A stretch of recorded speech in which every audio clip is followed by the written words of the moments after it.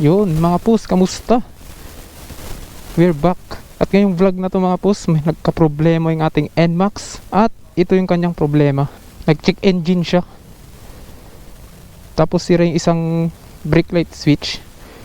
Ayaw mapindot to. Dapat dito sa right. Nakuha ko to noon yung sinungsung ko siya sa baha. Ganito kataas. Syempre, asahan nyo na. Naabutan yung kanyang magneto. Tapos yung CKP sensor. Kasi nasa likod ng magneto. Ay, nasa taas ata yun. Tapos, napasukan siya dito. Kasi naka-open tayo. Hanggang dito yung baha. Grabe. Pero okay lang yan. Siguro na bigla lang yung sensor. Kaya nag-check engine siya. Papadelete natin ngayon. Pupunta tayo dun kina Jomar sa Monte. Sa JMM. Kung naalala nyo yun sa mga vlog natin sa CF Moto Days natin. Doon tayo nagpapalit ng gulong. By the way mga pus, matagal natin itong dinagamit. Around 5 days. Pero yung bagyong Maymay, grabe yun. Sinungsung natin to sa baha. Di kasi tayo makapag-video. Di naman waterproof yung ating GoPro.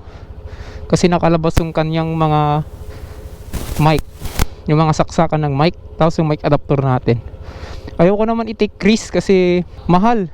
Mahal to kung masira. Mahal lang yung bili natin. Tapos masisira pa, diba? Kaya let's go mga pus. By the way mga pus, naka-stock pipe tayo ngayon. Wala na yung ating GVT V3. Binenta ko na. Hindi naman sa pangit, parang gusto ko lang din masubukan yung ibang brand ng pipe. Parang yung TSMP.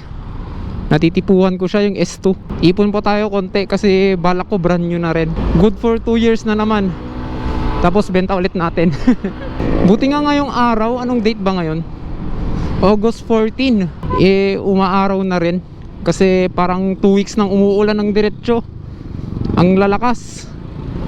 Grabe yung ulan na yun. Woo, malakas pa rin kahit stock pipe mga pus. Syempre remap eh. Hindi na rin tayo nakakapag-rides mga pus kasi syempre yung condition ng panahon ganito, rain or shine. Kahit sino naman siguro ayaw maulanan. Pero ngayong araw na to, kita nyo naman, hindi naman umuulan. Simula kaninang 6 AM lang kasi 10 na. Yun, napag-isipan ko na pa-delete yung check engine.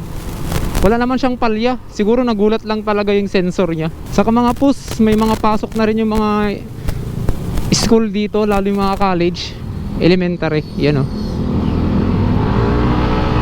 1 week din na walang pasok last week eh. Tapos itong week na to, na-miss ko rin mag-vlog ah. Di bali next month mga pus, pupunta tayong Sagada. Doon tayo matutulog. Siguro 2 days 1 night. Kasama natin yung OBR natin. Tapos doon tayo mag-vlog. Woo! Lakas. Ang ganda rin ng stock pipe. Medyo boring pero okay naman. Gets nyo yung ibig kong sabihin. Boring talaga siya.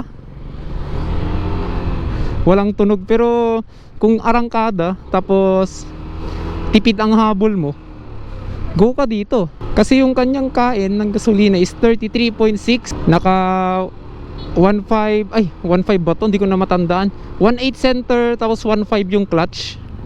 Tapos naka 8.9 or straight 8 na flyball. Hindi ko na matandaan.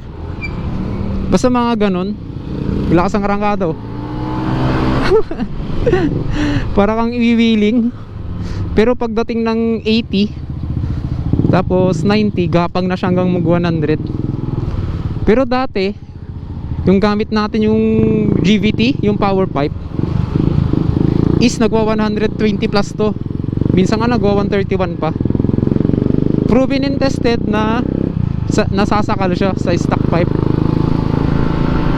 Pero given na yan kasi marami siyang divider. Tapos may catalytic converter siya sa gitna. Woo! Pero lagi din tayo lumalabas mga pus. Gamit natin yung MIUI. Pero hindi lang ako nagvlog kasi yun nga, tag-ulan.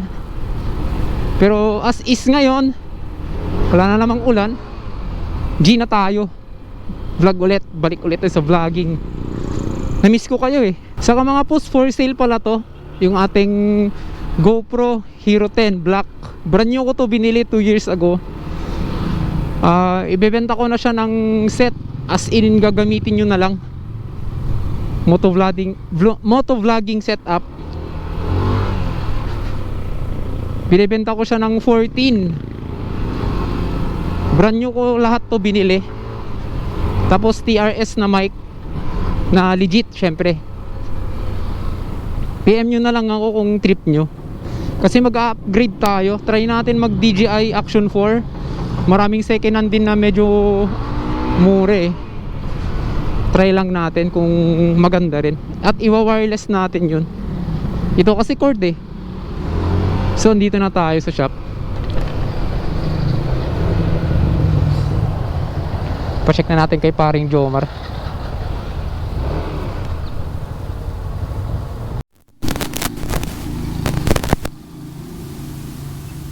Yun mga post, okay na. Tanggal na yung kanyang check engine.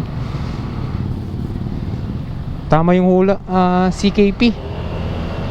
Nagulat siguro yung sinungsong natin sa baha. Bago pa kasi yung CKP sensor niya eh mga post. Kaya alam kong okay pa yan. Nagulat lang yan kasi nasungsong natin sa baha. At least wala na siyang check engine ngayon. Lumubog to hanggang dito. Sa taas ng crankcase. Grabe no. Gumanda pa yung under niya. Ewan ko lang.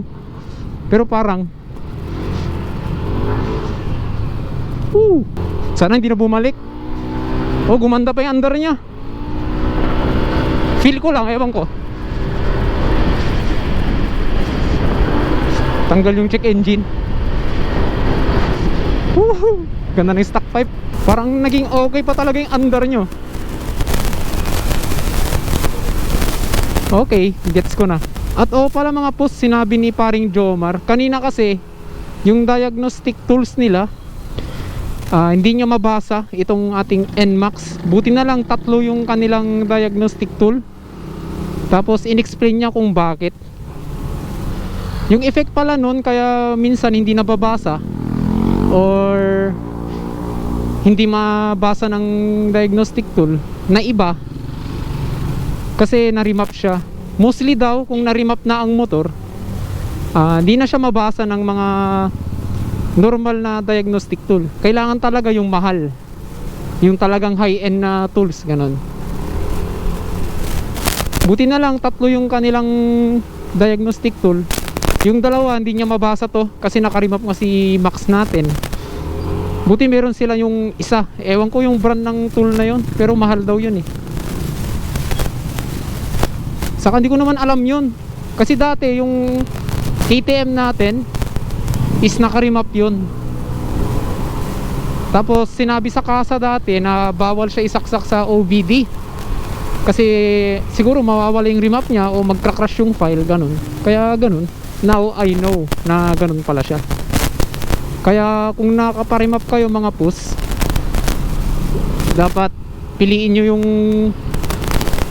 medyo andun na tayo sa magaling na mekaniko, yung may knowledge about sa mga na-remap na ganun, para iwas sa aberya. Yung ginawa lang naman dito is pinadelete ko lang yung check engine eh. Yung findings niya is CKP sensor kasi nabaha nga to. Nagulat siya siguro kaya nag-check engine siya, pero wala naman siyang palya or anong sign na CPK na CKP. Kasi dati mga post na CKP sensor na to dati. Ewan ko saan nakuha yun, sa baha ata or kakawashing ko. Pero ngayon all goods na siya. Gumanda pa yung under niya, nawala yung check engine. Grabe, parang uulan na naman ah. So anong balak natin sa linggo? Magra-ride ba tayo? Syempre magra-ride tayo. Anong gusto nyong gamitin ko? Yung MIUI o itong NMAX? Pa-comment na lang dyan sa comment section mga pus. Malapit na rin tayo sa bahay mga pus. Siguro tatapusin ko na yung vlog natin kasi daily vlog to. Salamat sa panonood mga pus. Abang-abang lang kayo sa mga journey natin. More journey to come. Request lang kayo ng gagawin ko at gagawin ko yun. Basta yung kaya ng motor. na lugar, ganun. Sige mga boss, salamat sa panonood at peace out.